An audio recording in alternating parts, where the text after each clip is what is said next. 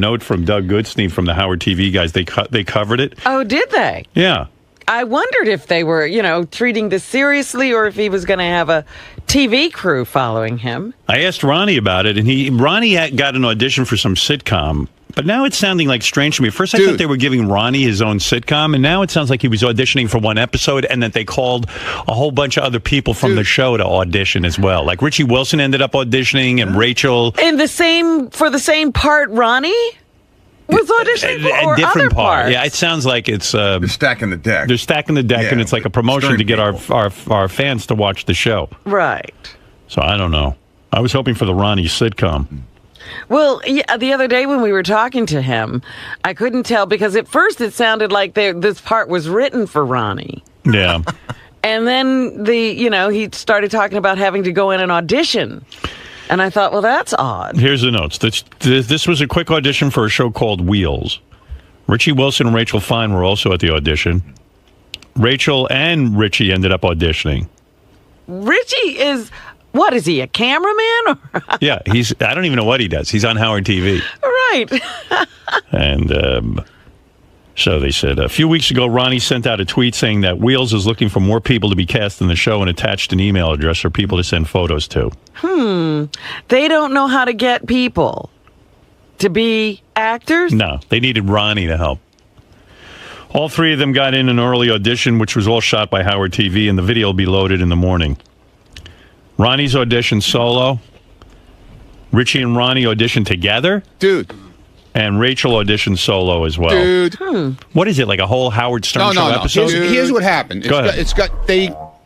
Nobody knew anything about this except me from the beginning. Right. They contacted me through Twitter a long time ago, back in April, about this. Okay. So they put a thing out on Twitter, an open audition for people to come in and audition for the show about 4 weeks ago. Right. And people were to send in headshots and, stuff like that. And that they would call, by invitation only, by email, to come in and audition. So a whole bunch of people got emails to come in. So how did your audition go? It just happened that Richie and Rachel got the same night. Now, how did your audition go? I thought it went really well. Now, is it for one episode, or would your character... No, for the whole thing. You're a character, a regular character. The angry coffee truck driver. Oh. Oh, you could do that. You should be able to do that. I think it went really well. I mean, What did you have to say? It was like I was talking to another... Like a salesman would come to the coffee truck, say. Right. And he would ask, like a new guy a new salesman come to the truck, and he would ask what the rules are with the coffee truck. And I would say to him, the rules are, you don't ask me for credit, you don't ask me for cash, you pay cash, you don't, if you touch it, you buy it, that kind of stuff. And I thought it went pretty well. Now, you are an angry kind of guy in real life, but are you able to become a character like that becomes... Did you summon up the anger from somewhere? Yeah, I think I did. And because I got in a fight with Stephanie before I went there, so I was really... Okay. What were you fighting about with her? Just stupid shit. What's stupid? What are you doing? It was a stupid thing. Got yourself a nice young girlfriend. Yeah, no. It was cool. What'd you fight about? We had a little argument. What was the argument? A normal argument I'm about curious, something. What do you argue with her about? It was something about I said, she had started this job, and it was. I don't even want to go into. I can't go into it on the air. You can't. No. I'm just wondering what you argue about. Like, it was something stupid. It was nothing. You got worked up. Yeah. And then we were like fighting on the phone as I was walking from where I parked my car. As I was walking to the audition. What the hell are you fighting about? We were just arguing, and she was yelling at me. I'm yelling at her, and I go, "Well, thanks for making me angry before I go to the audition," which actually worked out pretty good. You should really thank her now. What is it? You don't like her to work? Or? No, not at all. It's nothing. It was cool. What do you think he's fighting with? Everything was fine, man. I'm trying to figure it out. If I don't know, does he not like the kind of job she took? She's got a great job. What she was wearing? Like, you think she's like? No, it was nothing like that at all. Nothing like that. Nothing. Anyway, it says here in my notes, Lisa G was supposed to be there at 7 o'clock for the audition. At 6:45, she contacted Ronnie and said she was going to bail out. Yeah, she texted me, and see, originally the audition was scheduled for 8 o'clock. 8 o'clock at night. 8 o'clock at night. Then they said they would start earlier. So I text her. Now I know she lives in the city. Right. I text her at 20 to 7, And I said, we're going to get in earlier, probably around 7 o'clock in that area. Right.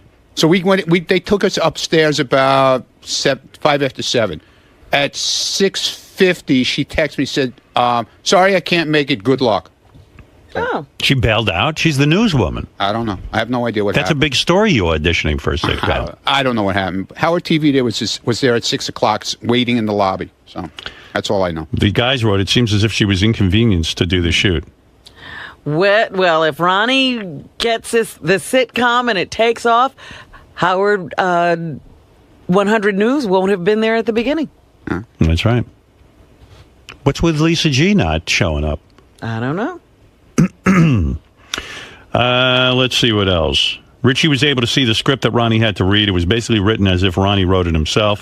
What does that mean? Seemed like a natural read for him until he had to say the word Epicurean. Epicurean, yeah, but I did it. I kind of did it on purpose to make it sound like I was stupid. Oh, that was a technique you used. Yeah. An acting choice. I actually read it twice because when Richie read for the part that they had him try out for, he was the salesman who came to the coffee truck. So they said to me, well, why don't you read the part with him and let's see how it goes, and it went pretty good. I think, anyway. But I always think everything goes good and winds up being shit, so. Richie did the audition as a goof to see what would happen. They ended up pairing him with Ronnie to read together, but Richie doesn't expect to be called back. Richie doesn't feel he did a good job. Oh, really? He's not an actor. After Ronnie's first read, Richie heard everyone in the room clapping through the closed door, so they must have liked it. They were, so. So then maybe you got the part. Now, how cool is that? Yeah, I was pretty happy about the whole thing. Also there at the audition was one of Ronnie's former hot chick of the week, Christy Day, who flew in from North Carolina just to try out. Yeah, she had sent in her thing, headshot. Yep. She does acting and modeling and stuff like that. So when are we going to find out if you're in this show? I don't know. I guess I'll hear from them when they're done with the auditions. So. All right. I know they were running them till 2 in the morning this morning. So. Wow. What is it, Gary? In 10 seconds, I'll be right back with the audition.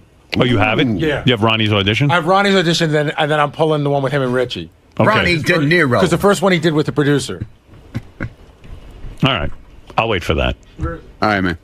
Ronnie De Niro will call you. Hey, I hope it works. Yeah, why not? Yeah, I hope it's cool. Well, did you discuss how much money it's going to pay? No, we hadn't gotten to, I'm going to... They'll talk to my agent. The Buckwald office for that. They probably think you'd do it for anything, but you want a certain amount of money, right? If you're going to be a major character. I mean, I'm not going to be an asshole and say, just because, Right. I want to do it. You want major character money? I think it'll be cool. I want my own trailer. Do you think he'll ever be, how De Niro is De Niro? Like, you know who it is just by saying his last name? Yeah. Will there ever be a time where you can just say Mund? Mund.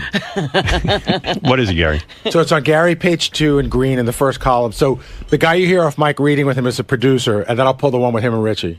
You hear your audition. See how you did. Ready, Ron? Ready as I'm ever going to be. Hi, what's special today? What's special? I'll tell you what's special. What's special is that I'm done in 2 hours. That's what's special. No, I mean on the truck. Good joke. New guy, huh? What's special is no credit. It's all COD. No, and I'll pay you on Friday crap. No Rick. I'll give you some money on Tuesday. No, I haven't sold a car in a week and have...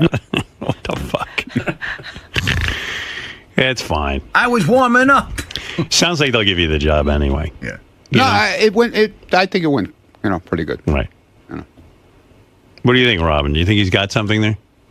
They were clapping? They were clapping. They were clapping. It was over. No money. And what's really special, no roach coats jokes. Because I don't smoke them, sell them, or have them. They're okay. That's what's special. He's a horrible actor, isn't he? But sometimes that's what works. Well, they want somebody who sounds dumb and stupid, I guess. I don't know, an angry driver. Besides, how special can coffee and buttered rolls be? This ain't Olive Garden on wheels, Just asking because I was in the restaurant business too. Oh, yeah? Well, I could see how great that worked for you. I ain't watching this maybe show. once you see it on camera, it really pops. I think he's got something. I'm not sure what it is, but he's got something.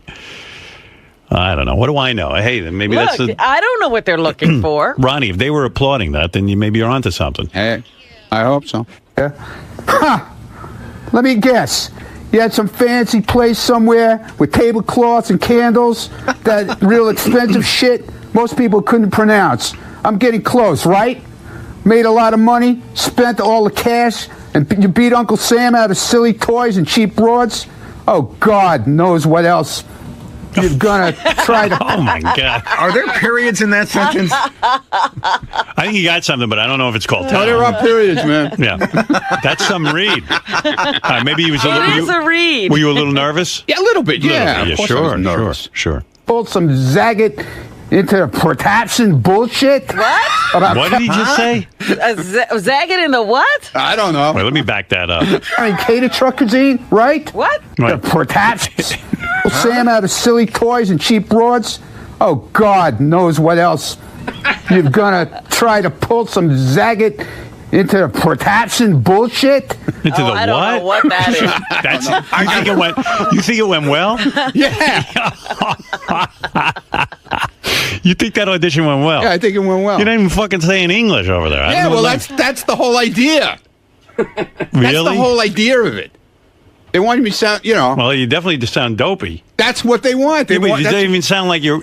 Well, all right. Well, I don't know what they're looking for. I don't know. Maybe that's not what they're looking for, but that's what they told me they're looking for. I was going to say, they gave you some direction like that. They're looking Yeah, for. yeah, because I met with these guys about a month ago. Okay. At a restaurant. Did they give you the lines in advance? No. No, there was Well, a why didn't cold they do that? read. Because they wanted me to just come in and read it and see how it went. Well, They gave it to me 5 minutes before I walked in. that's so you didn't get to memorize it or anything? No, I was just reading it off the paper, About carrying cater truck cuisine, right? What? Carrying So what? what's catering truck cuisine? You Oh, can't even fucking say it. I was- cuisine. I was doing Catering truck cuisine. I was doing it on purpose like that. No, you weren't. Yeah, I was. You're having trouble. No, I wasn't. I did it on purpose. Like, Bullshit. no, I'm telling Don't you. bullshit. That I was wasn't my true bullshitting. line. I wasn't bullshitting you. Ronnie. Ronnie. Ronnie. Dude, I'm not bullshitting you. Gonna be. Just coffee and a piece of fudge over there. Fudge. Where the fuck do you see fudge? In the tray over there. There you go. That's Ronnie. You really... Mastermind? Well, Wolfgang, fudge happens to be mushroom truffle casserole. What? Yeah, well, it looks a bit oozy. It didn't last a week. Okay, then, just coffee. Thanks.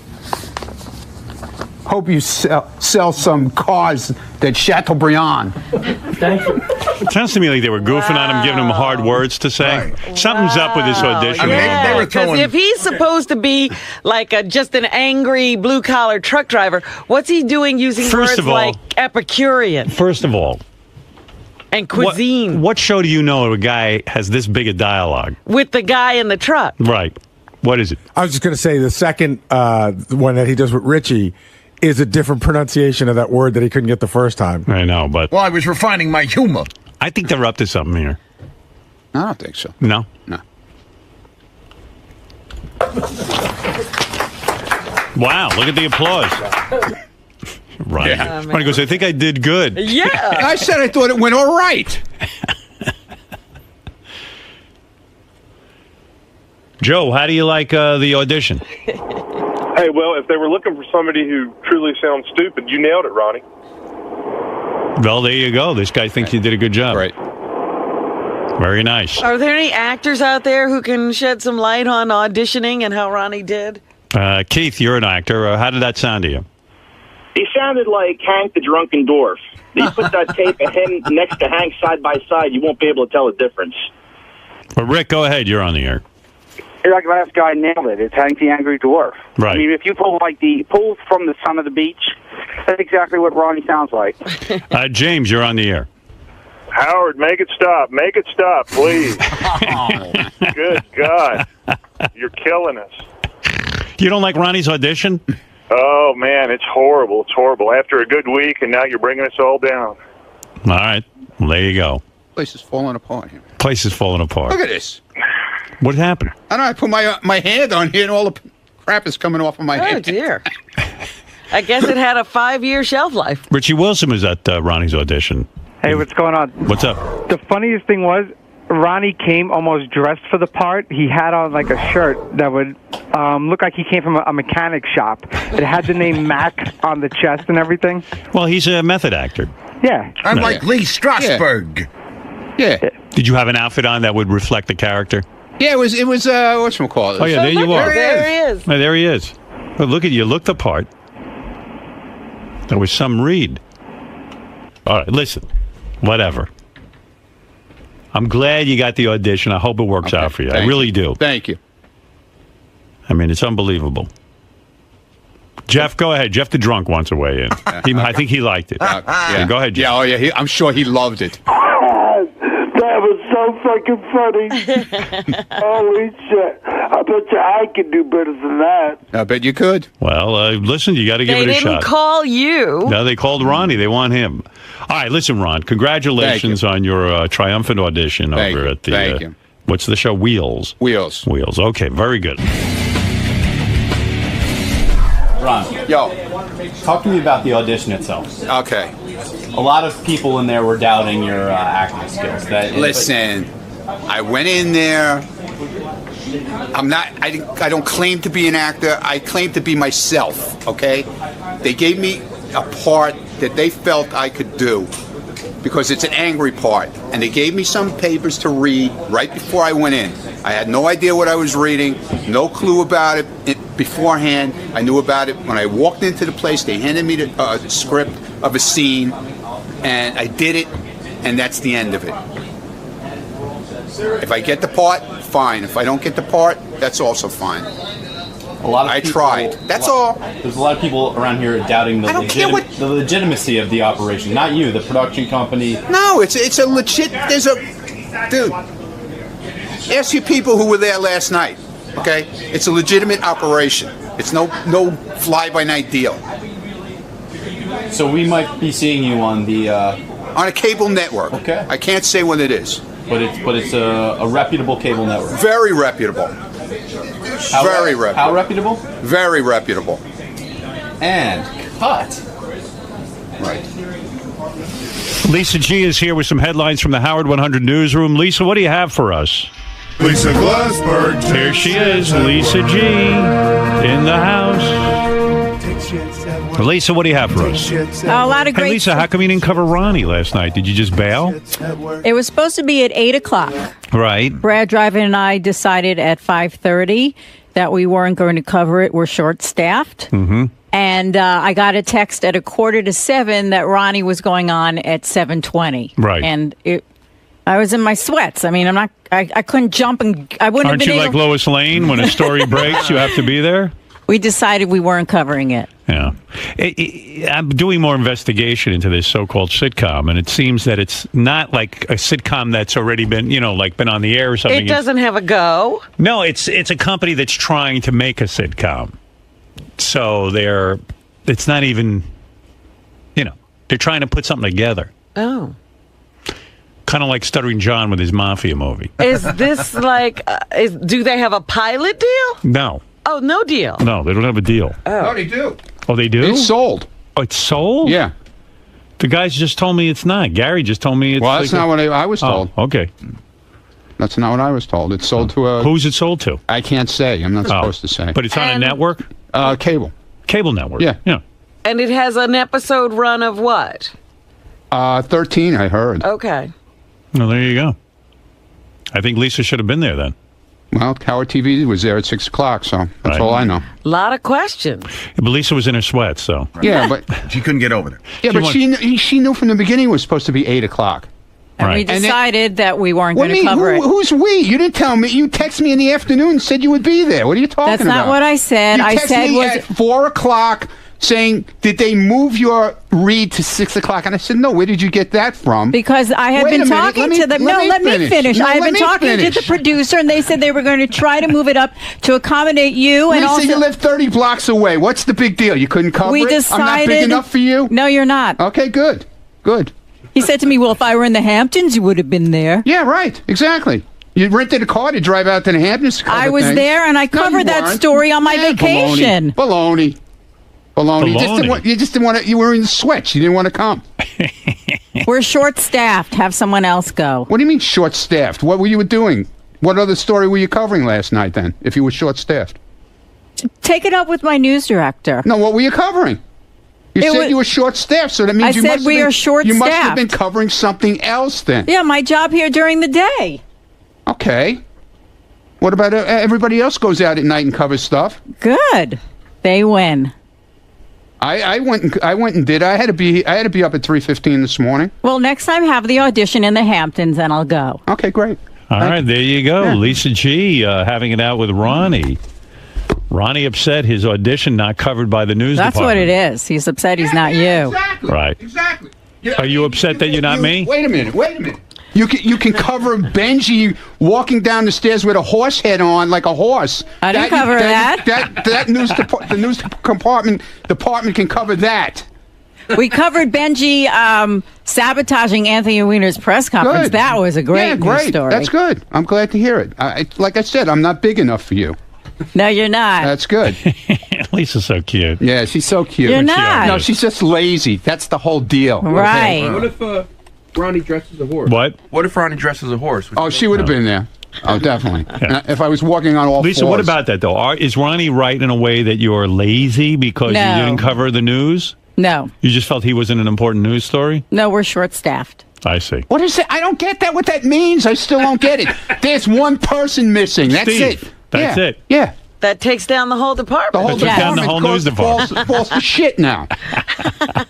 Talk to Brad Driver. He'll explain. I did talk to Brad Driver, and he put his hands up like, I don't know. Well, why didn't Brad cover it then?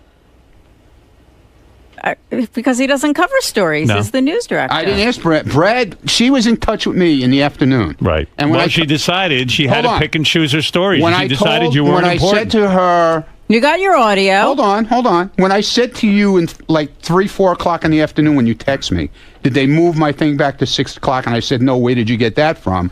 You said, oh, that's so unfair because you get up so early in the morning. Which means at that point I said to myself, you didn't want to come out because you got to get up in the morning. I was trying to get you in there earlier, Ronnie. You wake up so early. Why were they having you audition at 8 o'clock at night? I wasn't auditioned at 8 o'clock. Well, that's what they had told me. I was at 7:30. That's what they had told me until I let you know 5:30 in the evening. Ronnie really wants to be on the news. I let you know at 20. I let you know at 20 to 7 that we were going in earlier. And Ronnie, would Lisa you lived 30 blocks away. You couldn't get there in 15 minutes? Would Lisa have I been guess there not. if it was a red carpet event? Definitely. Without a doubt. I see. Well, maybe if there's a red carpet premiere. No, they don't have to come at all now. I don't care. I got to say one thing. Ronnie's the only person around here bitching about not being covered by the news I department. know. I love not being We like it when they're short-staffed. No, she made it such a big deal out of texting me in the afternoon about didn't they move it to 6 o'clock and all this nonsense,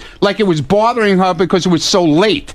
It's like when she went out with Wayne Siegel, she had to be home at 7 o'clock. Well, I guess she'd put in a full day and felt... She did a 6:15 date with Wayne Siegel, and by 7 o'clock she was home.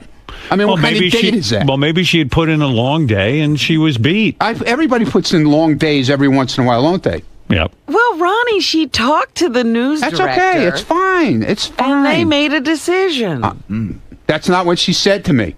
Okay. That's not what she said last night. She goes, I can't make it. Good luck. What kind of answer is that? It's the right one. Yeah, okay. Well, maybe in your mind it is. What else do you want me to say? Not in my mind. Go on with your news. I don't want to talk to you anymore. You know, Ronnie's great because he's his own source. He's calling you and telling you to cover some news about him. This is where it's going to be. He's upset because he feels that I went all the way to the Hamptons to cover a party. Right. Where I was on vacation. You were already there. I was there on vacation. I used my vacation time and I covered your story. And I hear what he's saying. He's upset. He's hurt. Yeah. He's hurt. He wants to be on the news. Now I feel really bad. I mean, quite frankly, you can skip any cover party I'm at and go cover Ronnie. I'm way more interested in that. Ronnie, are you upset that, her opinions that you lack here's prestige? The thing. Don't tell me you're fucking covering it, and then you call me in the afternoon, and you ask me, did they move it back? Right? Did they move the time back? Mm-hmm. I said, no, they didn't move the time back. It's still 8 o'clock, but we're still going to get there at 7. They might get us in earlier, okay? That's what I said to her. Then at 20 to 7, I get a text from her saying, not coming, can't make it, good luck. What kind of fucking shit is that? Then don't tell me, don't tell the people from Wheels that you're covering it. Don't tell anybody you're covering it. Don't come. What I heard from you was that, read between the lines, you're a dedicated soldier in this army. She's not. That's the way it's always been. It's always been like that. There is no. She picks and chooses what she feels like fucking doing. That's okay with me. Right. I don't give a shit. With you, there is no time. But don't tell me you're covering it. Right. Don't say you're coming. Right. And then at the last minute, back out.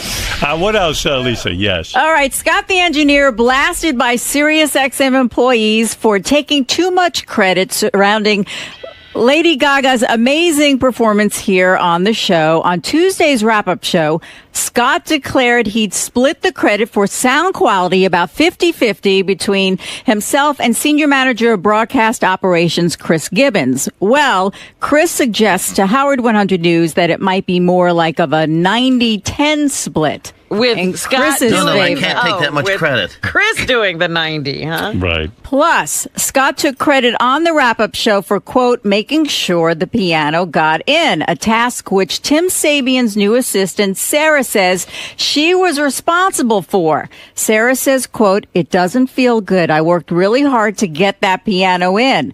Sarah had a deal. Gary went to, this is the Lady Gaga thing. Gary went to Scott. You sent him a note and said, I want you to be responsible for the piano. And according to Gary, Scott then just sent him an email to Jared and said, be responsible for the piano. Oh, that's how he took care of it. Yeah, that's what But then he's taking all the credit. Then he took all the credit. Wow. Because he said on the wrap-up show when his back was against the wall that he was responsible for getting the piano in. Well, Sarah said she had to deal with movers, the building, the piano company, the insurance company. Scott, why are you taking credit for that? I'm kind of curious. I mean, this young girl was busy working her ass off on this, and now you're taking credit for it. Let's get to the bottom of this. Did Scott have anything to do with the piano getting in here? Scott, did you have anything to do with the piano getting in here? This all stemmed from the fact that I decided to congratulate Scott on a great job. Yeah, because it sounded so Obviously, good. I had nothing to do with anything, so I'll just, you had I'll nothing just take credit for nothing. Did you have anything? I didn't do anything for anybody, okay? Did you? Take it, well, that's an easy way out. Well, of course it's an easy way out. Just bust my fucking balls, and that'll be the easy way out. Did you have anything to do with the piano? Nothing, obviously. But you took credit for it. Of course, I was here the day. I wanted to make sure it got in here. It was set up properly. I was here with the movers when they brought it here. I wanted to make sure that... You were here. I was here, yeah. So then why is she saying she did all the work? Listen, the first week of the 2-week vacation, I was off. Right. So I contacted Jared. I said, Jared, can you make sure that you handle it with the piano company, that we're all set for delivery? Right.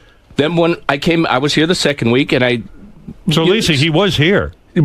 Sarah wrote me a note, and she had all the information, and she contacted all the people. I said, great. What time is it coming? I want to make sure it gets in here, it gets set up properly, and we're all set for Monday. All right, so then you... Tim is telling me right now, Sarah lined it up, booked it, made it happen. I didn't say I booked it a minute. I was here to make sure that it got in the studio where it should be, set up properly, and all ready for... So basically...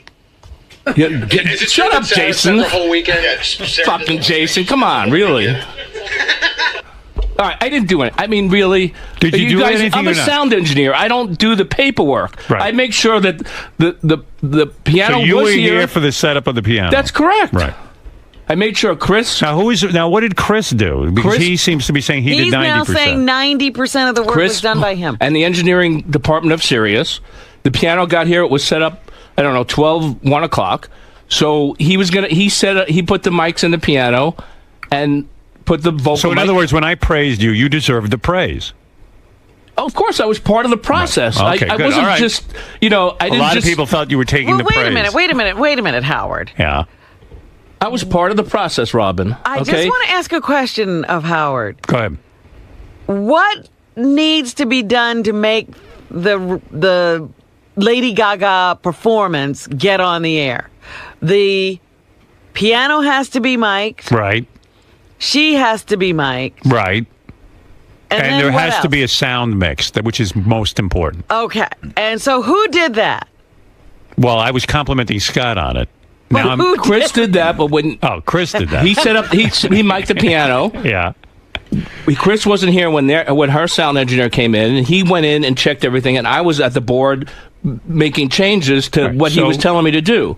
So then when Chris got here, I came in Who here. should I compliment on the all of us? I mean, it was a team effort. This show is a team effort, and so you were in on it. Of course, I was. There you go. There's your answer. Okay. I mean, you said thank you the other day. I said thank you because I was part of the team effort. Thank But you didn't say. I have in the past said when Howard's complimented me. Effort. When Howard's complimented me in the past, I've said, well, I've worked with Chris. All right, my compliment then stands. Enough of this. It's not like I didn't do anything. I'm just checking into it. That's I didn't do the whole thing. There are some things. All right, thank you. When other artists come in, I do the whole thing. Robin, please. Did you set up Lady Gaga's microphone? Did I set it up? Not physically, no.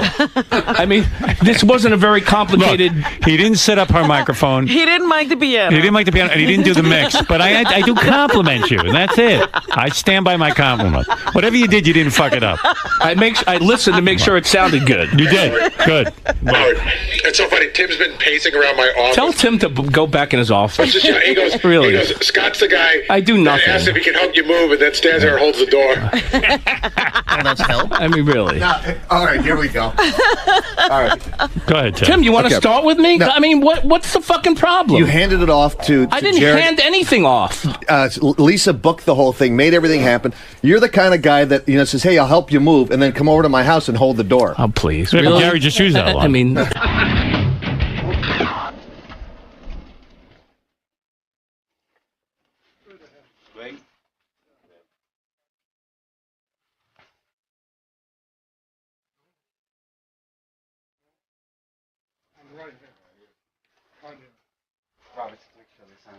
Yep. Go grab the binder. Yeah. Right.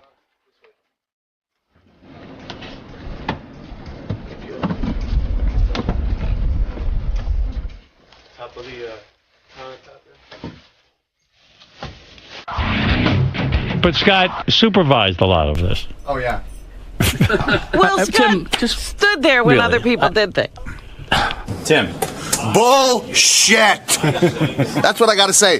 Bullshit. Tim. Her name's Sarah, by the way, not Lisa. I mean, What I say, Lisa? Tim doesn't believe that I do anything around here.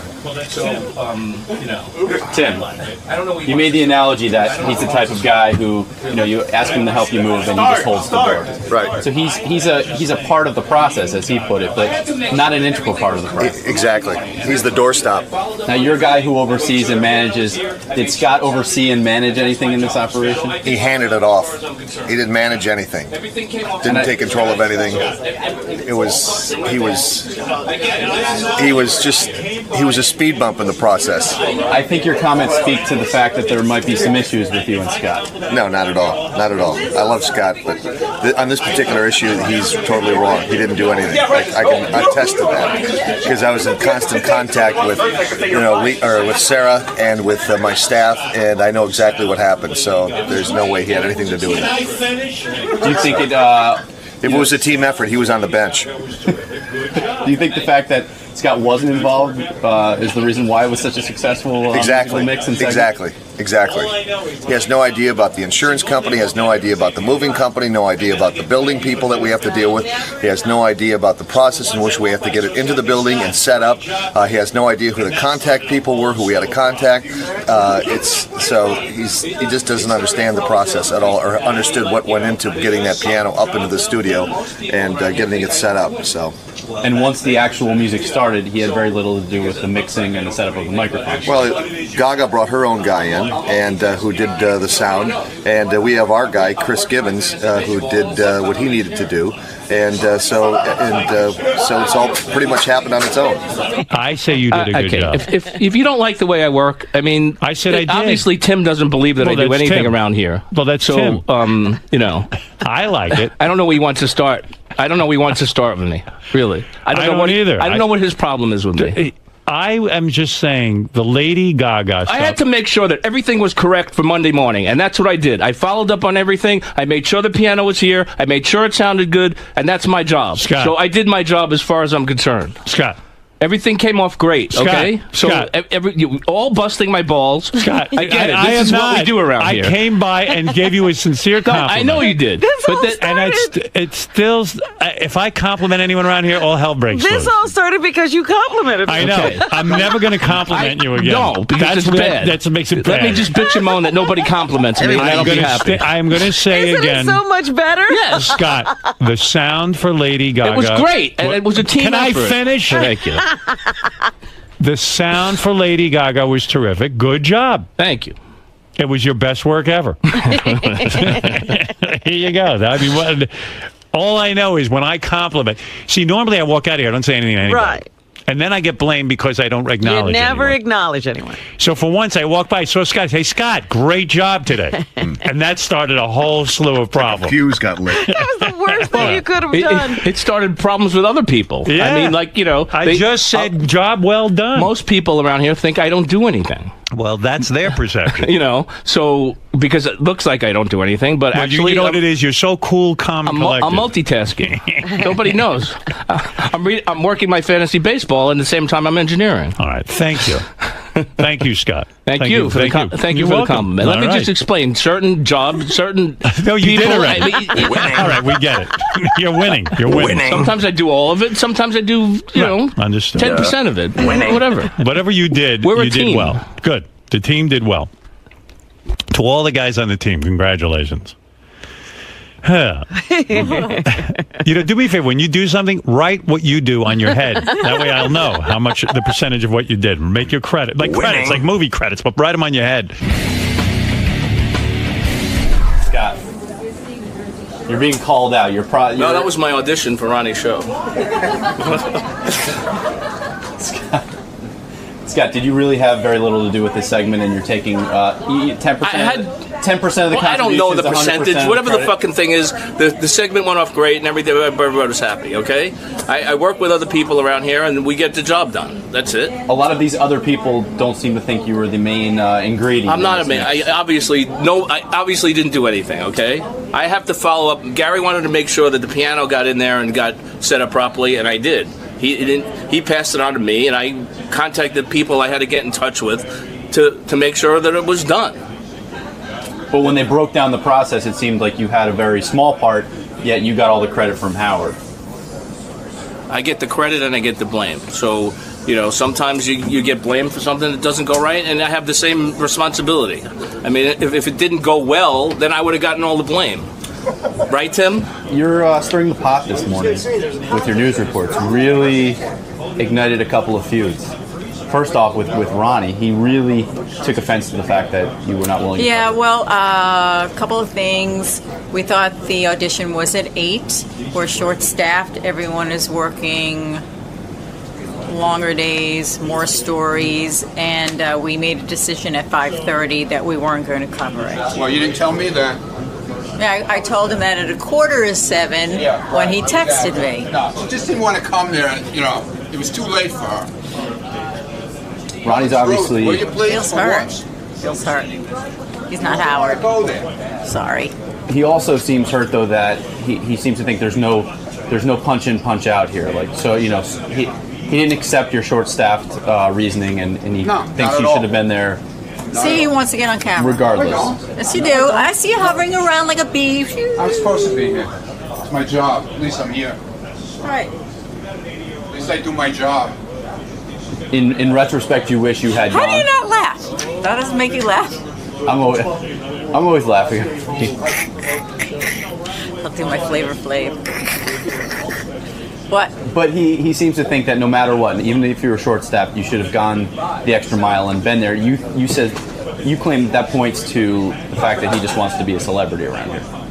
He wants to have the Howard type of. I can see how his ego may be bruised that we weren't there to cover it. We'll cover everything else. Believe me, we're just going through a little transition now, and we'll be there for him. Absolutely. When he wins an Emmy, we'll be there. Yay! Now with Scott, the engineer. Yes. You stirred the pot once again. I mean, this is turned into a major war, and right now there could be sort of controversy between him and Tim Sabian starting to brew. Yeah, well, with this story, I was just reporting the news. Scott left out an important phrase. When Howard said thank you to Scott, he could have said it wasn't just me, it was Chris and Sarah, and just go down the list. I know I've done that in the past when someone has thanked me. Just recently, Shuli helped me with something, and when Brad, my news director, came in to thank me, I said, well, Shuli also helped me with this as well. So, things happen. Sometimes you forget. So, but it definitely... Don't throw me under the bus. I'm not. Lisa, it's a team effort around right, here. But you... I didn't take all the credit. You neglected to say... He walked by the office. I said, thank you. I'm not going to start with him, this one did that. I don't know who did what. I know that we got the job done. I'm not going to start listing a bunch of people. He knows who works around here. And it's a ridiculous situation. We made sure that segment with Lady Gaga went off perfectly. And that's the most important thing. I do have to say, I saw Scott in the studio working with Horace, her engineer, and I saw Scott working with Horace at the mixing board. Yeah, well, thank you. So, obviously, I did do something. I didn't do it all. And I tried to explain. Sometimes I do it all. Sometimes I do some of it. Sometimes I do little. Every situation is different. Are you going to say something to Sarah today? No. I said what I had to say on camera. Sarah should stay out of it. It had nothing to do with her. It had to do with how it sounded in the studio. Whether the piano guy, that's ridiculous. She shouldn't even say a word about anything. That's her job. Okay, so I don't know what the big deal was. The credit was that Howard was happy the way it sounded. Okay, I'm not a secretary. I'm not responsible for getting pieces and parts delivered. Okay, that's somebody else. I'm responsible for making sure that segment sounded good, and that's what it did. It sounded good. I don't operate on. I'm not a moving guy. I just reported what she said on our news report. Well, she's wrong. She should just stay out of it. Well, you need to tell her that. I can't tell her that. This has to do with the way it sounded, not the way the guys moved the piano in. Okay? Gary wanted me to make sure that everything went all right before he went on vacation. And he put me in charge of that. And I did. I made sure that everything went all right. Okay? They had all the information I wrote Jared an email. I said, do you have all the information? Because Gary didn't give me the information for the Steinway people. He just said, make sure the piano gets here.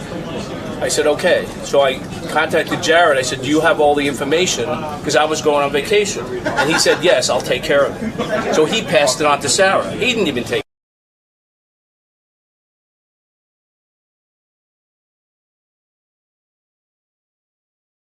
Let me look at Paul McCartney. There he is. Look at you. Hello. You got a guitar. A very merry on birthday. To you, a very merry on birthday to Howard. Hey, bringing you a That's for you, man. That's a gift. Oh, it's a birthday gift. Where am I going? Get the hell What out am I To going the to couch. To the couch. On the couch? To Howard, happy birthday, Paul McCartney. Is this one of your basses? No. Oh. What is It's you just yours. pick that up? No, really. Where'd you get this bass? It's me and the crew here. Concocted. It's for your fourth column. But what is this bass? Tell me so I understand what I have here. My hands. It is a Hofner bass, similar to the one that I play. Right. And I'm gonna cherish that.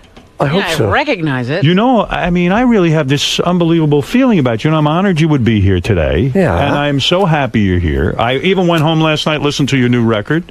Yeah. Fantastic. I was playing some tracks from it this morning. I think you hit a home run with this. You're Who's this onto guy? something with this music. You should keep with it. You think so? Stick with it. The guy Youth, right? That's the guy you work with. Yeah. And the project is called what? Fire? Yeah, what we do, it started a long time ago, and we decided to kind of go under a pseudonym, me and him. He's a DJ kind of clubby kind of guy. Right. Who wants to do a mix for me.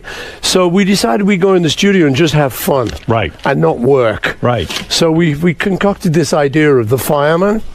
So we went in, and we kind of made sort of like clubby dinger-dunga music. Right. We just made a couple of albums like that. No vocal tracks. No vocal tracks. Right. But so this time we went in, we said, let's do it again. This time we went in, he started saying to me, well, what about vocal, man?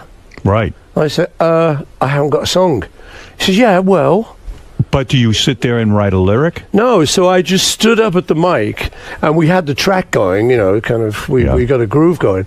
And I just stood up at the mic and went, well, yeah, okay, now, ballet, and just started throwing things at it, And then I'd hear a bit of a lyric, or we'd look in a poetry book or something, and we'd see silent lovers, oh yeah, angels smiling. So we just started to concoct it and put it together and paste it. That's how you do it? You don't sit down and write something down in a book? No, so that's the fireman. That's the whole thing about the fireman. He can do anything. I think it's real good stuff. Thank you. I like it a lot. I played a couple of tracks this morning for everyone, and I'll play some more. But it's exciting for me to see you making new music and to put your voice down on there. It's good. You're doing a good thing. Have you ever gotten into a slump with music? Have you ever said, I need to be away from it for a while, or has it always been there for you? I'm very lucky. That doesn't really happen. You kind of think it will. Mm-hmm. Why do so many of the songs deal with the light? In other words, I see references to light shining through. And my theory was, I was being a psychologist, you went through a dark period, shitty marriage, which, by the way, who told you to get the prenup? Do you remember? Stop it, Howard. When you were on my show. Let's not say I told you so. I'm gonna do a little I told you so. You said to me, I know I'm in love. And you told me a whole story how an owl told you yes, and this is the right move. Do you remember the owl story? No. You forgot I deny everything. And I said to you, never mind an owl. I want you to get a prenup. And you said some people believe in love and some people believe in romance. Oh, you don't care about that. No prenup. I don't know. I don't think so. Oh, of course you got to do one. Come on. No, man. Didn't Michael Douglas do one, and then he's kind of cancelled it? He ripped it up. But they said that doesn't count. He's insane. Yeah, but he's a moron. He's not a Beatle. You know what? He might just be in love. Yeah. If I was you, I'd find that owl, and I know you're a vegan, but I'd eat that owl. For once, you make an exception and eat the bird. Oh, man. But I was worried, because I said all these references to light. Yeah. It says almost you're saying now there's a light shining on me. I'm free. Yeah. I feel better. Well, the happy. thing is, when you do a project like The Fireman, because you're not actually sitting down and crafting the song, I think what happens is, psychologically, I think stuff that's just in you comes out, because that's all you've got to pull on. So Yes. I think love and light and, And it's a darker, edgier album than I think you've ever put out. And I think it's because you went through a dark place. And sometimes creatively, that's maybe what you need. that could be true. Maybe I don't life know. was too I'm not a perfect. Maybe psychologist. the eventual birth of something good. Hey, by the way, I feel now that there is almost like a TV show going on in front of our eyes, The Bachelor, starring Paul McCartney. Everyone's trying to date you now.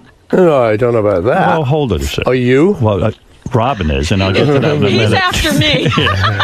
There's a couple of girls here that actually want to throw themselves at you. But here's the thing. There was a period of time after the divorce, I saw you dating Renee Zellweger, a couple of dates with her, who I think is attractive. I like her. Maybe Sweet girl. she's good to me. Mrs. Paul McCartney, Mrs. Renee Zellweger, I like that. Zellweger McCartney? I thought Zellweger McCartney might work out. I saw Christy Brinkley when I saw you over the summer. Yeah. She was throwing herself at you.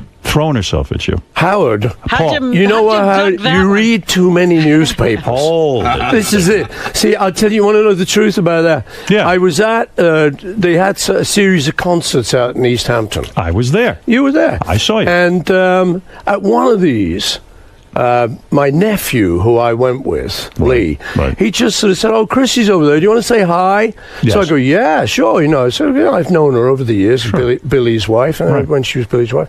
So I just went over and said, "Hey, how are you doing, Chrissy?" And I did a mwah, mwah. And they photographed. And they photographed it. So then the next thing, Paul makes up to Chrissy. Wow, it's the big new thing. It was all over the English newspapers. And then same thing happened with Renee, really. She was a friend of a friend, and I went to a lunch where she was. And so then, Hold it. The But thing aren't with you trying Renee, to meet these people? You go to a Yeah. lunch with her? you're more social than you've ever been now. I'm a You're out there. social, You I'm gotta a social person, Howard. No, you have to put yourself out there because you're dating, and you are a man who needs love. This is why I feel You very don't like to connected be you. alone. I feel you're very evolved this way. Does anyone like to be alone? No. I think, guys like romance. You love. never made Well, it- I do anyway. You never made out with Renee Zellweger? I did not. And now, Howard, you're going there again. I remember last time Why I came wouldn't on the you, though? show. She's fine. She's a very nice person. But not your type. No, I mean, we The date didn't work out.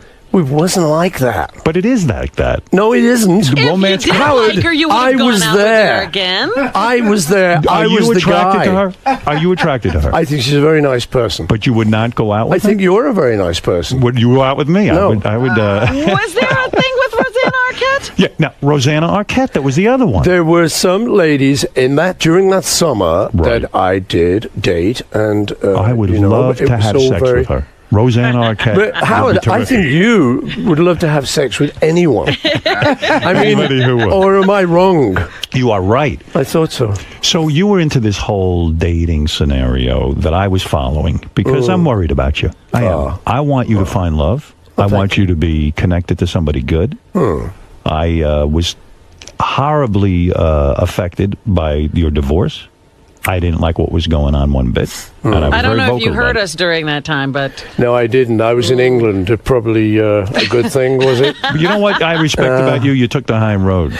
You know what, man? I mean, things don't always work out, You're and telling me. you know that, Right. And I like the idea of trying to be kind of reasonably dignified. I don't think it helps to really go mouthing off all the time. And the other thing you got to remember, I got kids, And you got a daughter with I Heather. got a little baby, yeah. And so that's very much part of the equation. So in truth, what I'm trying to say to you now is I don't really talk about that. Good for you. So should we talk about the fireman? Are you happy? Yes, I'm going to Okay. talk about the photo. Are you happy with this new broad you're with? no. Who's that? The new woman, the rich one. I like her for you. I'll tell you The why. New Yorker. The New Yorker. I'll tell you the why New I like her Yorker. for you. And I'll get off it. But let me tell you why I like this Yeah. broad. I don't know her name, Nancy. I like her. You 'cause do know her name. I had to think about it Why do you like her for him? because Nancy Chevelle. She got her own You money. don't know her name? And that's a good thing. Sir Paul's got to be very, very nervous about that. Everyone knew her You're a as very Nancy. wealthy man. Everyone knew her as Nancy. Yeah, you know you the one. already I know. Okay, right. It's all coming They true. said her name was Miguel, but she called herself Lil. You understand what I'm saying? So my point is, this one, I don't know her from a hole in the wall. What do I know about you and your dating and whether she satisfies you sexually? I don't know. I can only guess. Yeah. I mean, who could satisfy you sexually? You're Paul McCartney. You. You think I could? I've got a feeling, Howard, and that's really why I came on this show. You never made love to a man. So, no, I haven't actually, no. There's a new book out about John that claims. Have you read that book? Have you read that? You know, that rumor came out a long time ago, and the thing was, the person that started the rumor, the book that it was in, right? He didn't know John. Right. And whereas I did. So I said to people, around about that time, I said, look, I was on tour with John. I grew up with John. We slept in the same bed in hotel rooms. We topped and tailed it like kids do, and you're growing up. And I said, and never once did I see any hint of that. Now, we spent drunken nights together. Right. I think there would have been a hint. Don't you? When he was out of control. Somewhere. If he was Right. gay, I think there would have just been a hint somewhere. But it was a rumor started years ago that I think it's a nice story if you can make it stick. But I don't think it's true. Here's what the book claimed. Your sexuality was so powerful over him. He was so enamored of you, so attracted to you almost, that you could have your way with him, not sexually. Did you feel a power but in over business, him? that you had that he was sort of at your mercy because he was so in love with you. That was the theory in the book. Well, I like that theory. Yeah, you wish that could have been true. No, man. No, not to have sex, but to be able to control him more because it would have been a little bit easier business-wise. but Howard, listen, man. Yeah. You can make up theories about anything. Do you imagine if you were gone and he was here, they'd be saying he had the power over you? I think that might be very true. I mean, we can make up anything. And that is really, particularly with the Beatles, that's what happens. They just take one tiny fragment of evidence and they blow it up into a book. even, you know? Yes. Now, the thing is, I mean, let's start right here now. Why is she behind that glass? Because she gotta is keep her so... away from you. Robin That's is right, so you'd be in powerfully attracted to you No. and the power you have over her. That's true. You know what I mean? We she can is make in that love with stick. me. Make couldn't it we? stick. She's in love with me. Trust me. You wish. Already, come on. He's You already wish. started that rumor. Do you want 30? While we're talking about love for a second, and Yes. before because I want to play some tracks from the record, and I'm gonna be very complimentary because you did a good job here. And when you do a good job, I'll let you know it. Thank you, Howard. All right. Now, Robin, do you want to say something to Paul about how you feel about him? Well, and, I just you wanted said to this morning simply you would say, like. Go ahead. I'm throwing my hat into the ring. you need someone to be with, and I'm here for you. And I'm a vegan, so we don't have that issue. Robin, what is going on? I mean, I'm thinking I'm just coming on a radio show, and this we is could be very happy it's the together. dating game. I was shocked. think She we could said be she very wants happy you. together. Well, I'm very low flattered. maintenance. Isn't she a low perfect maintenance. date for the inauguration? She's a, Take me to the inauguration, Paul, please. Now Artie wants you too, but I'll let him tell us about that. He can have his turn later. In all seriousness, there does seem like there's a sweepstakes out there for you. It's a dating sweepstakes. And listen, and you know what I'm going to tell you? Enjoy yourself a little Just bit. imagine being an eligible bachelor. yeah. It's like At your, this time. That'd be good. it's like your daughter Stella said. Dad, be a little more selective. The kids would Did she like say me, that? Paul. Yes. The kids Did would she? like me. Kids like me. Yeah. Do they? Yes. Well, okay then. It's inauguration all the way. So No, you listen, Howard. You are bad. You know, you come on this show. You just make all this up. I love you. what have but I made you're up? bad. What have I made up? You were dating this girl, No, Nancy. you made that up. Yeah, but I mean, you know, you're But no, throwing Rob- Robin no. at me. She loves you. Throwing me at you. Show Paul your breasts. Oh, stop it. I don't think he would like that. You ever dated a black woman? Ever gone interracial? Sure he have. Oh, what do you mean? How do you know? I that? know all about it. Have you dated black women? Yes, I have. You have. When was that period of time? Back in the day. Before It Linda? was in the day. It was Really? before John fell in love with me. Stop it. Too much. Yeah. All right, listen. We have to get to a lot of stuff. When you come in here, I it's guess not I'm often I being get a hold of you. rejected. Oh. I think you were just rejected. I'll live, I suppose. Robin owns 2 homes, by the way, just so you know. What do you think of that? Honestly. Right. So I now, made, I was thinking of making my pitch all this time. you got to answer some Beatle type questions before we get to That's that. okay. I like the All right, Beatles. all right. Very good band.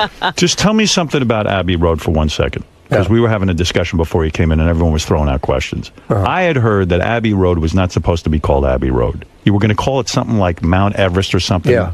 This is true? That is true, yeah. What is the story there? Well, you know, you're making an album, and towards the end of the album, you start thinking, well, we need a title for this. So you're looking around, you're fishing around. And the engineer, Jeff Emmerich, who is our Beatle engineer, who did all the great sounds for us, was smoking cigarettes called Everest. They're like a kind of menthol cigarette at the time.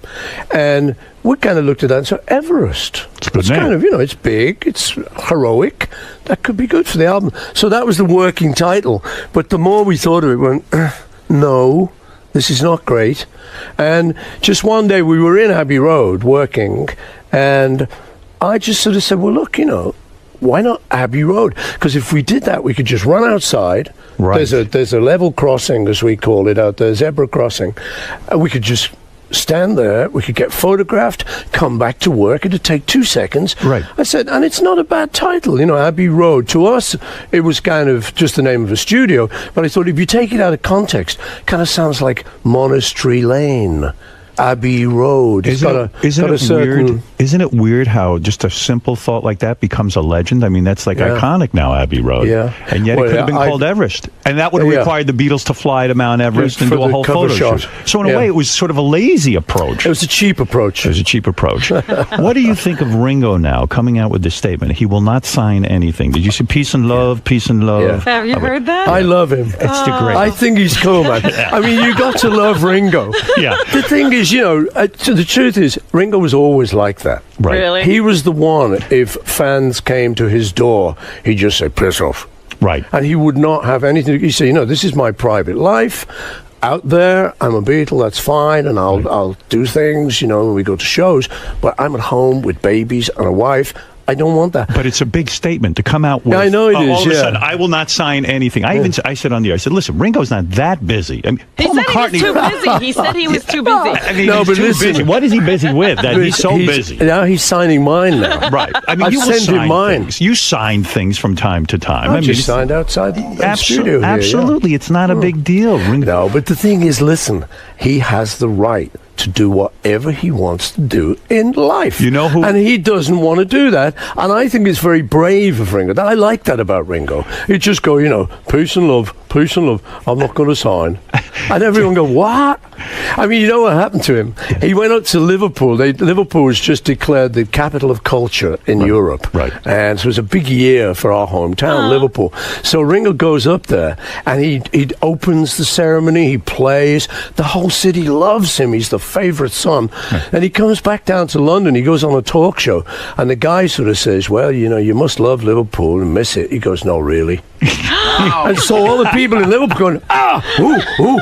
And there was some, the topiary stuff where they make statues out of out of hedges. Yes. Well, there was one with the Beatles, up in Liverpool, and his head got cut off shortly after. They were mad at him. They were mad at him. So he, I mean, rubs you've people got to the wrong love way. him. I love him. I play that statement almost every day on the air. But you know how you get Well, him in they're now line? saying that he's refraining from making any new messages because he got so much flack from that. You know who's sitting and waiting to sign things? Pete Best. He'll sign anything. We've had him on here, When you release these early Beatles anthology things, Yoko gives you permission whenever you have to go through all that mess. How you two doing? How you and Yoko? Fine. Yeah? Yeah. Wasn't there a 13-minute track you wanted to release that the Beatles had done, and then and Yoko said no? It wasn't Yoko, actually. No, I think George didn't like it at the time. Right. The thing is, I was asked to do something in the 60s, and I was kind of grooving around London, and the other guys were kind of living out a little bit in the suburbs. Right. They'd all got married,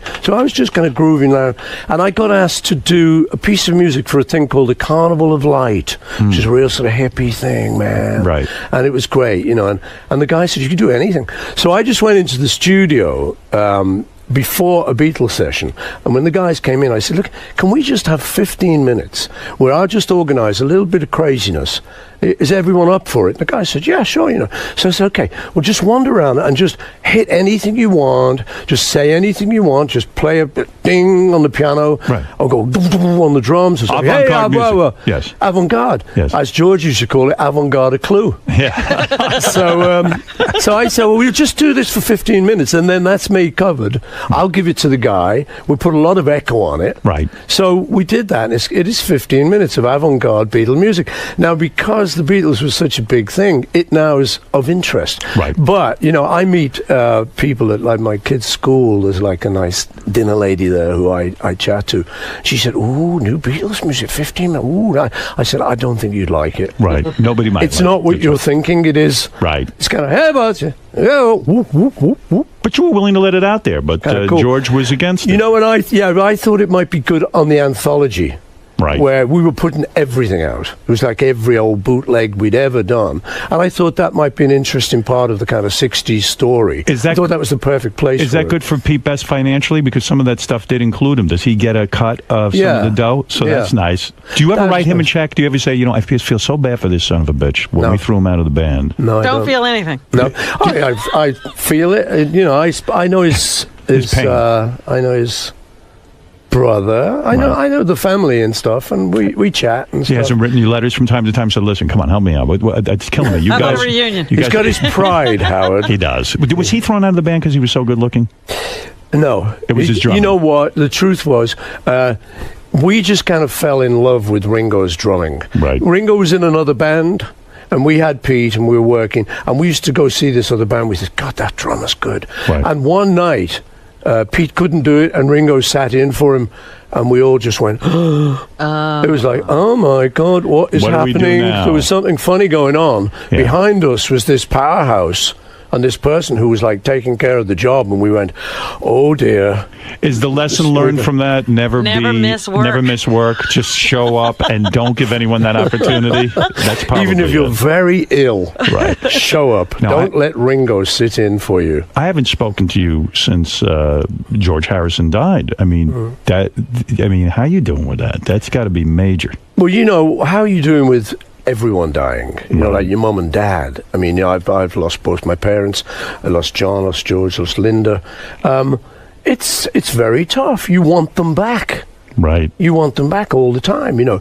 But I think in the end, you do what I do, I think most people do, which is just remember the great stuff.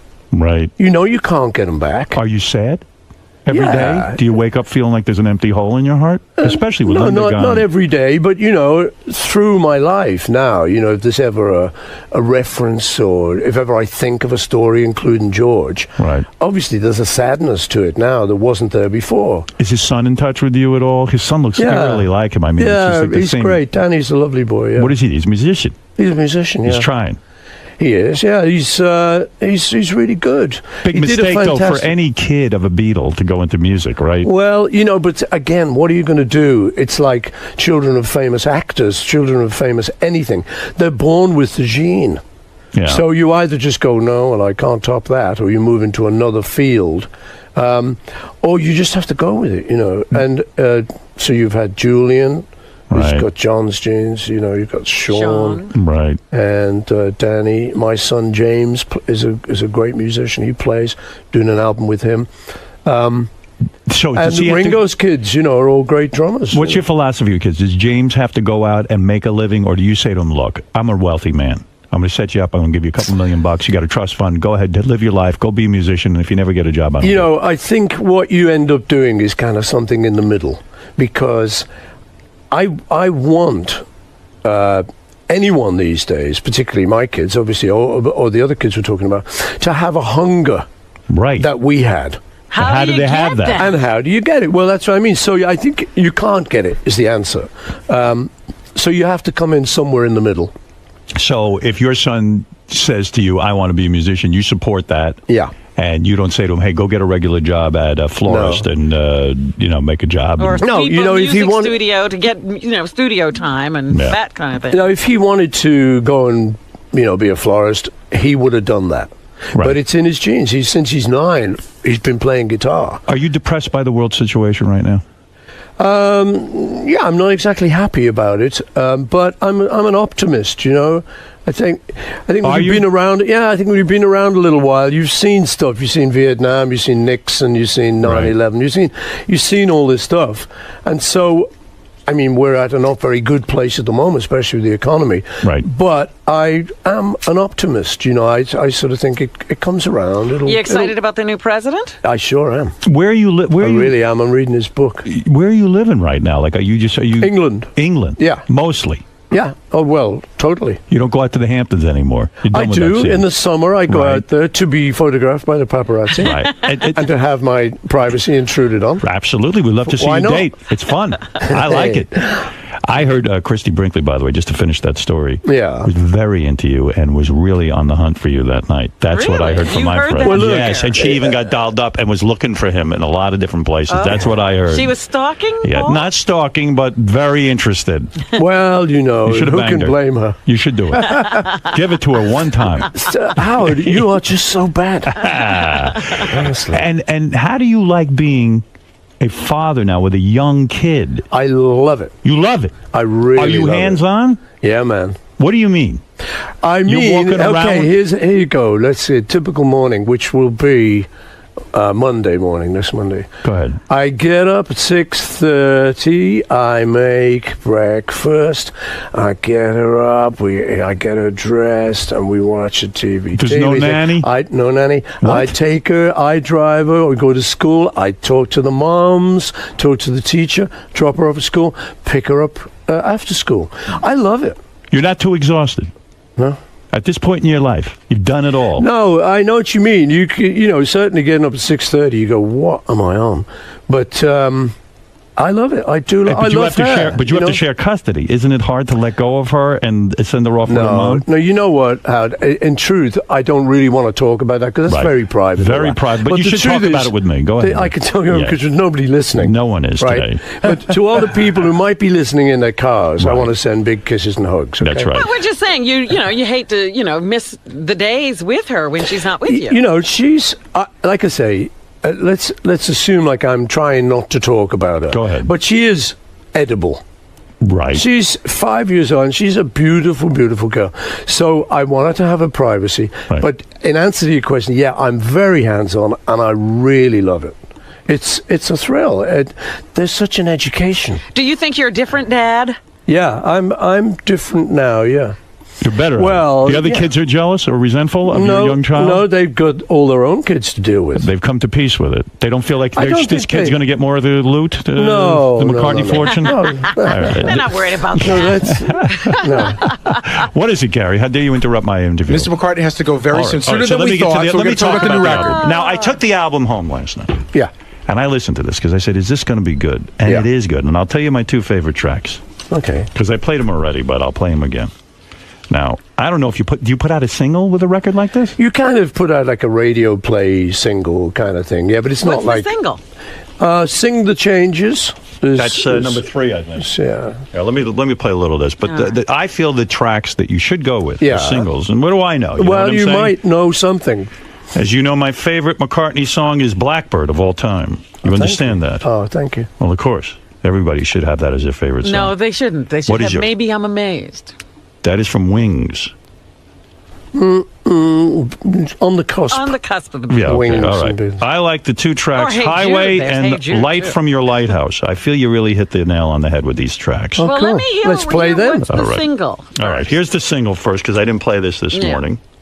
Not saying this is a bad track. I like it. Yeah. I'm into it already. Listen want to to that dance. guitar. I love this. How could they just make this up in a day? Now, by the way, that's pretty impressive. Made up in a day. You're saying there's 13 tracks on the record and you did each one in a day? Yeah. And I want to hear one of them now. Oh, okay.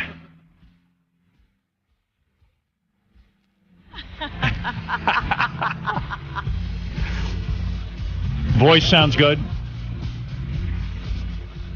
Good cue.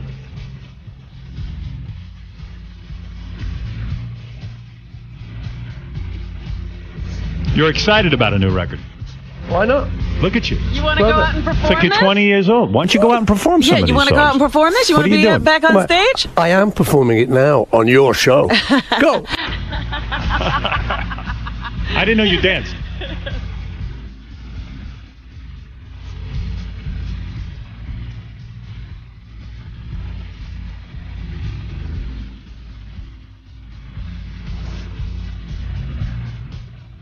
You sound good.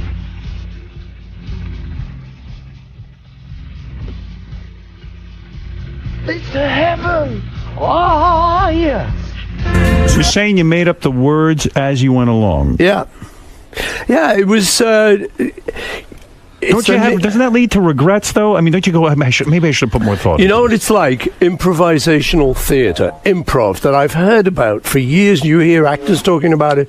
And I always thought, I wonder what that'd be like, just making it up as you go along. And this is that. Yeah, you don't want to tinker with it at all while you're listening. Well, no, because once you do it, I mean, that's it. The whole idea is that you're kind of dredging up something from your subconscious. And so then you're just going, okay, now what is this? And actually, a journalist the other day from Rolling Stone was, he read me back the lyrics to this one. Yeah. And it sounded like a poem. I'm going, wow, because I've never heard them. I just made it up. We cut it and pasted it. The producer did. And I just go, yeah, that sounds nice. It's a good record. But Here the to lyrics me, are actually not bad. Here to me is your best track on here. I mean, it was based on one album. Listen, this is good. Very good riff here. I like this. And I like your voice on this. Highway. Yes. All Very right. good. Running to the night time, baby, looking like a wreck. Got too many highlights and a rub bite on the neck. See? Looking for some baby. Come around. What's that sound?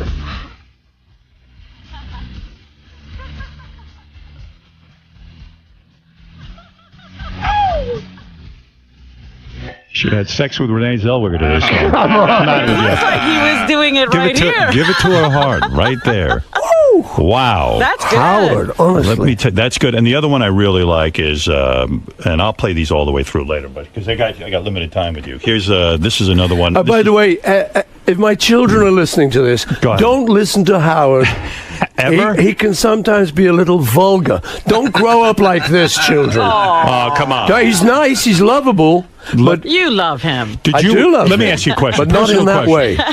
Did you have to go to your daughter Stella? She was very vocal against you getting married to your previous wife. Did you have to go to her and say, honey, you were right? No, we don't talk about stuff like that. You don't with the kids? You just get on with it. It's okay. You got a better attitude than I do. Do you play Guitar Hero? Do you play any of these video games? No. You've seen any of these new movies? I've seen them. Yeah, they're doing the Beatles one. They are. Yeah. You're okay with that? Can be quite cool. Yeah. Yoko said okay. We'll do one of these.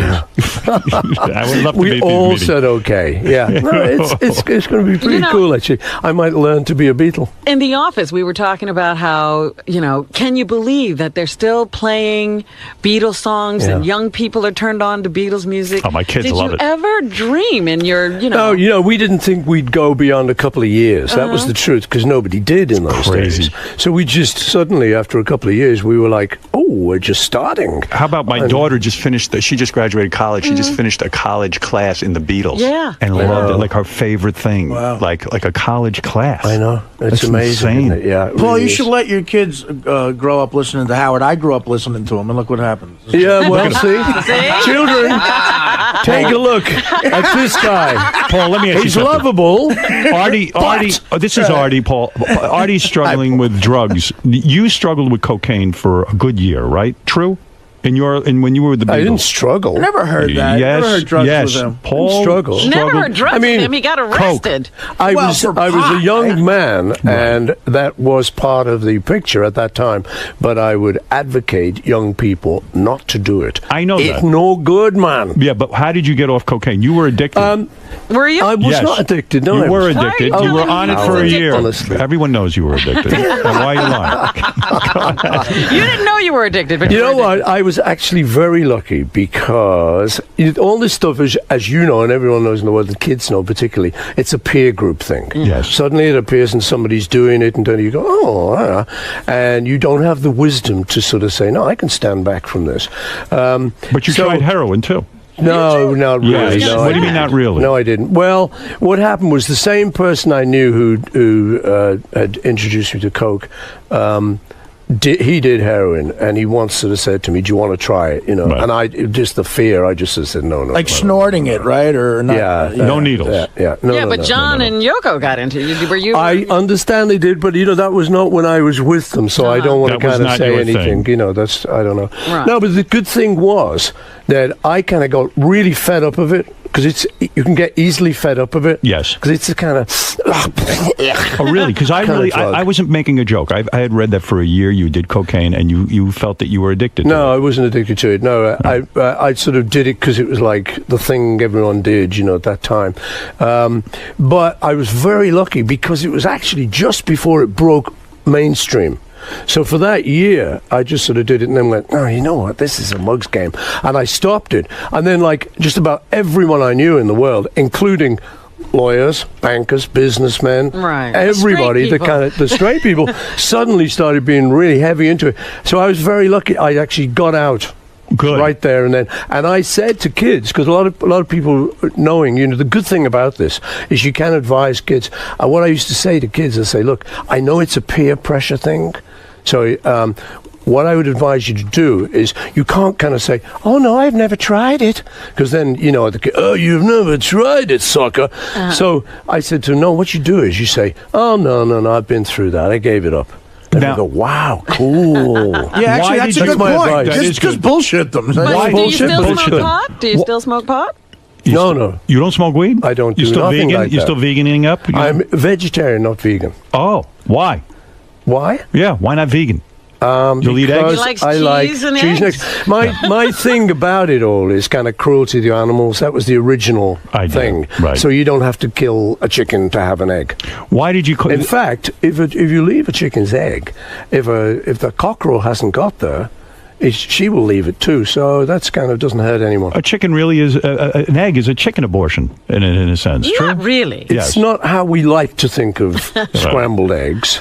But anyway, Howard, listen, I'm really glad you like the record Okay, let me ask you a question about I'm Fireman. pulling it back to the Why original. didn't you call the record McCartney record? Why Fireman? Because I felt like I kind of would have betrayed this whole idea of the fireman. Right. If you think about it, when we made Sgt. Pepper's Lonely Hearts Club Band, right, that's the Beatles hiding behind that. That was the original idea. Right. Was that we had a song, we said, let's pretend we're not the Beatles. Because we were getting a bit fed up of walking up to a mic, oh, this is a John Lennon vocal. I've got to sound like him. I've got to be like... I said, well, look, let's not do that. Let's just pretend we're in another band. You are Dirk. You are Barry. You can go up to the mic and free yourself of all of that sort of baggage. But why Fireman? You can just do that. Why the name Fireman? Fireman, I like... I work in the woods sometimes. It's a little hobby of mine. I make You trails. walk in the woods? I make trails in the woods with my chainsaw. That's what you're busy with? It's a balancing thing. So consequently, you make fires out in the woods. So I like that. My dad was also a fireman. So you are you identify with Fireman. That's that image. All right, listen. And plus, I'm putting on the concert for getting 9/11, you know, yeah, the the fireman. Next time, if you ever Hook is come out. here again, I want to talk to you about coffee enemas, which Robin receives. I want to know if you're into that at all. That's right. Robin is into that. But I here's may what never be back, Howard. You'll come back. I'll see you You again. don't want to ever have Paul, that I'm getting the high sign, conversation. but I'm going to leave everyone with a song that I think is one of the best tracks on the Fireman Let's record. do it. I'm going to play it right now. Howard, thank you for having Thank me. Robin, you. thank you It's for been a proposing pleasure. to me. Do me a I favor. love you. I never have I'll enough do it time with again. you. I would like to. guys. You see this movie, Frost Nixon? I need you Yeah. to give me 18 hours. Yeah, okay. We'll sit down, we'll videotape. Yeah. And it'll be your complete life. I will will. go through everything. It will, would yeah. be great. I want. Robin suggested I do this after she This is my has sex next with proposal. you. I think Dave Attell's got some real pressure on him. He's got to go out and promote the Gong Show. They're starting it on Comedy Central. He's the host. He's the host. Yeah. Yeah, it's his show, so he's got to get out there. You think there's real pressure? It's Comedy Central. Yeah, no, there's pressure. They're banking on this. They're banking on him. All right. He's their one hope. Now that they lost Dave Chappelle. Yeah. What's up? Is there pressure on you to promote the Gong Show? In other words, you want this to be... But, I mean, you can laugh all you want, but this is a big deal to you. I mean, It really is. You need this to be successful. This is my last chance. Is It's this show it? business. I mean, you've done a lot of work for Comedy Central. You've had HBO specials. You're a successful comedian. You had your own show. I did, yeah. That didn't work out. It didn't. What? Well, I mean, it ended. Well, I ended it though. Right. Oh, Yeah, you it was did. going to kill him, that show. Why did you end your own Dave Attell show? Because I only have one liver, and it got harder to do as it was called the Insomniac Show, not the Dave Attell Show. All right, but it should have been called. Everyone called it the Dave Attell. The whole industry called it. They called the whole industry. Yes. Yeah. Everyone in the industry called it the Dave Exactly. Attell The show. variety, of course. Yeah. No, they called it. Why I ended it? Because it was getting harder to do, but I wanted to keep doing hour specials, and they wanted the half hours, and I guess in hindsight I should have kept doing it. But look at me now; I'm like an old, drunk. I mean, it just seems like. Are you really a drunk? Yeah, and that's why the Gong Show is like a perfect rehab of. Do you have a drinking problem?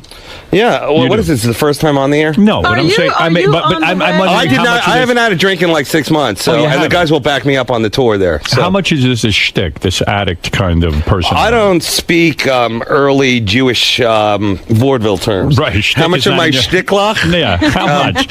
No, I mean, how much of this is your persona? Like Dean Martin, everyone thought he was a raging alcoholic, and maybe he was, but some people have suggested it was an act. Is this an act with you, or are you really having a problem? Do you need to go to rehab? No, I think that what happened is just I got, I just stopped because, it was... I just was sick of, just doing nothing, and the drinking was boring after a while and shameful. Was there cocaine involved?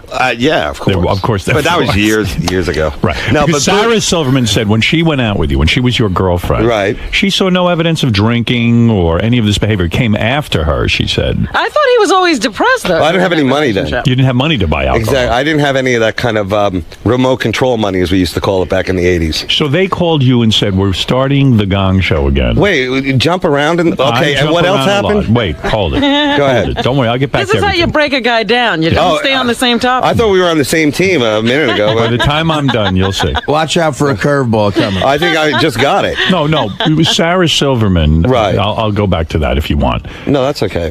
What are you going to do with the wedding? That's what I really want to know. Can I say? Go ahead. Give me your two weddings. It seems to work in every Ashton Kutcher movie. Why wouldn't it work for you? You know, you're making a good point. You run from the guest house to the front of the house and the back of the and the mate's like, "What's going on, Mr. Howard?" That is genius because there's so many people who split up. You could have the other partner there. That's a very, very boring. All right. So what happened with the Gong Show? Yeah, Dave. Now let me. Can I say one thing? Tip of the hat. Did you? Oh, thank you. Tip of the hat to you. You know, Howard takes it to the level that we can never get it to with these acts. You know, because you've brought on all these amazingly freakish people, cool people, brought out. You know, they're fun, and I'm like, how do we do that? I don't think we got to that level, but you were the inspiration. Thank you. There you go. So, and that's not just sucking up. That's actually true. No, So. it's nice to hear someone say that. So, but the Gong Show. Were you a fan of the Gong Show? Yeah, you know, I think the Gong Show was like the first time you actually saw freaks.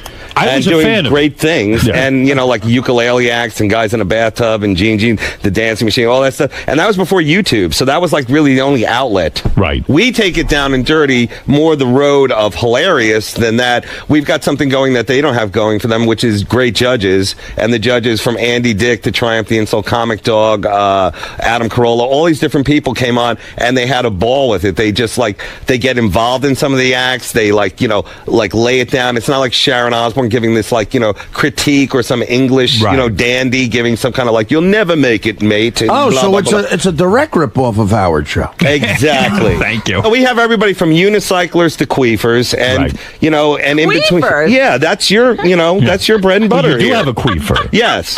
Oh, can a queefer win? I wanted. See, that's the thing. The whole thing that really got me was that America's Got Talent. It's always like the juggler and the guy on the unicycle with the bag, and we had those people on, but I wanted the hardcore. The vaudeville uncabaret people, like the girl shooting a dart with her vagina at her husband with balloons. I mean, I was like, I love this stuff, but it's only so far you can go. It's still cable television. No, they show it. Comedy Central's very cool about it. I give them a real dart out of her vagina. Yeah, well, you don't see the actual, vagina. The thing, but you see, it coming out. And I see. So if this is a kids program, the Gong Show, I remember, was on in the afternoon. Now, are you able to negotiate with Comedy Central a decent salary? I mean, they're pretty tight with the dollar, are they not? I'm betting that Dave got $20,000 an episode.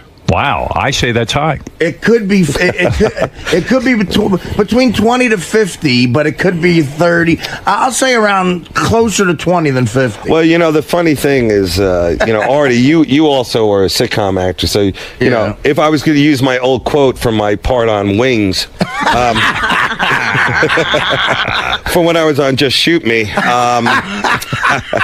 No, but that's part of it too. But Comedy Central, money wise, they bring the money if you bring the ratings, and the good and the bad of Comedy Central is that you can take it to the next level. Like the Gong Show would not work, and they've tried it a million different times. Yes. A lot of guys have tried it. Yes, and it is kind of like the Titanic of going down with the ship, and I could ramble off many hosts who've tried to do it, and we immediately went in and said we're not going to try and do what Chuck Barris did. Okay, I'm not wearing a suit. I'm not wearing an Indian war bonnet with a kilt. But Chuck Barris had fun with it. Yeah, he was great. He was almost looked drunk. I always thought he was high. How long did you date Sarah Silverman?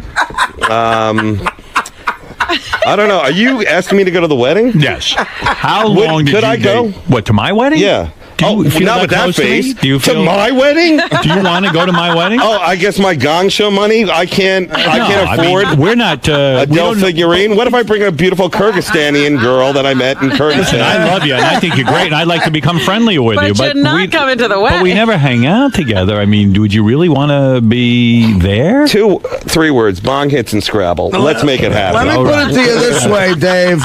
What kind of gift could you afford at Crate and Barrel? Look, talk to me about Sarah Silverman and Jimmy Kimmel announced they have broken up. Right. That's why I bring this up. Do you think it's because of the Gong Show? No. Is that like a thing in their relationship? If the long- Gong Show ever comes back. I want to ask you something. Go ahead. Why did you and Sarah break up? And maybe that'll give me insight into why Jimmy and Sarah broke up. I don't, why? Yeah, did she break up with you or Of course. she did? Yes. You were in love with her? Absolutely. Seriously? Well, what do you want me to say? No, Yeah, no, sure. I don't know if you're being But it was sarcastic. puppy love, you know what I'm saying? All right, it was it's a not long like time the adult ago. love that you power couples share, you know? Right. The love of a getaway weekend to where do you guys go again? But isn't all love puppified in a sense? Where do you guys head off to, whether it's the Cabo or Hamptons or, something, Darfur to just help out? Hold it. To hold an AIDS baby. Try to be serious with me about this. He 'cause can't do it. I'm trying to get insight. His defense mechanism is up, Dave. Come on. How long did you date Sarah Silverman? How many months, years? I don't know. Well, I would like to think it was a couple of years. Couple of years. Yeah. And what would she say? I don't know. She brings it. Okay, I I'm don't just know. asking. I'm trying to get insight because I like Jimmy and Sarah very much. I as a think they're couple. going to get back together. You do? Yes. Why? Well, sweeps weeks are coming up, and October's rolling around, and nothing gets. You think it'll be a big deal if they get You back think together? this is a publicity stunt? Yes, he does. No, I really do. No, but in all seriousness, you were going out with her. You loved her. Right.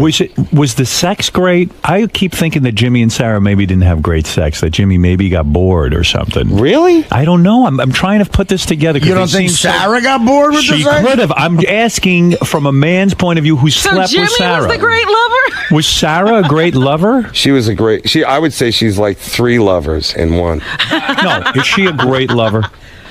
Isn't that a term that you really only use for like an older man? Come on, stop. She's All right, a I'm an great older lover. man. Is she a great lover? Yeah, she is. She She's is. a very. I'll tell you one thing, and this is all in truth. She's a very alive person. She's very in the moment and all that kind of stuff. And me, a brooding, like balding old guy.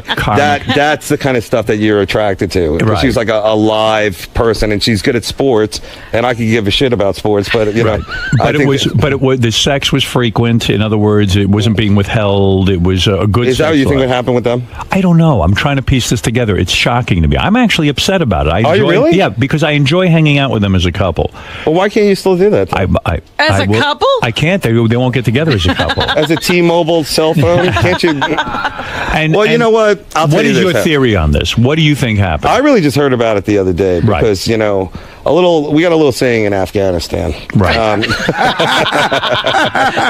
If you love it, I really don't know, but I'd say that both of them are, I don't know Jimmy that well, but I know her pretty well, or I did, and I think that they're probably working a lot. He has his show, right, and she has her show, and that's a lot of work. And then I think it's like adult stuff. It's not like when you're just out of college, kind of hanging around things. So it's more of an adult scene that I probably wouldn't know about. But that's probably, I'd say, the problem. Last time I saw her, she said, "I love him. I'm going to be with him the rest of my life." Blah blah blah blah blah. And what happened? Well, this Now was they're the rest breaking of up. her life. You just didn't know. It didn't mean she was going to be dead. Right.